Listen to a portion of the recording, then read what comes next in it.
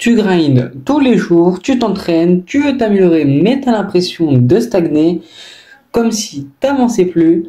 Pourquoi et surtout comment briser ce mur? Dans cette vidéo, on va parler mentalité, entraînement, intelligence et surtout pourquoi tu dois arrêter de te comparer aux autres. Première chose qui te bloque souvent, tu regardes trop les autres, ton pote fait des mécas plus vite que toi, le mec sur TikTok qui triplédite comme un malade et toi, t'as l'impression de galérer juste à faire des 90 ou des double-edits ou des triple-edits, peu importe.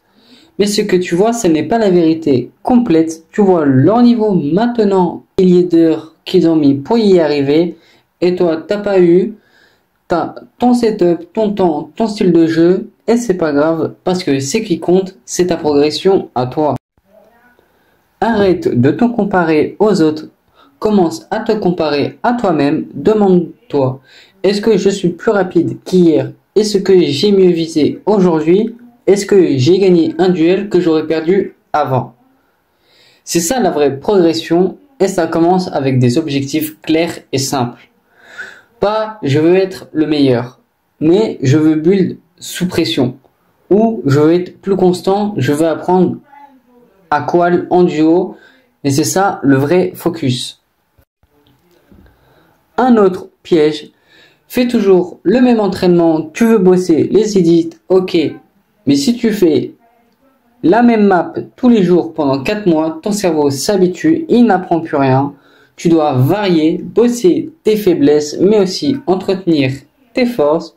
Un jour, tu bosses le shoot, un jour, tu bosses le bullfight, un autre, la prise de décision. Tu snags parce que t'es nul, tu snags parce que tu t'ennuies sans le savoir. Change tes sensi de touche ou de config toutes les 2 semaines, c'est la meilleure façon de ne pas progresser. Ou parfois c'est utile, mais souvent tu changes juste parce que tu as vu un mec faire mieux avec une autre sensi. Résultat, tu perds tous tes automatismes. T'as plus de repères et tu dois tout réapprendre. Fixe-toi une config et garde-la.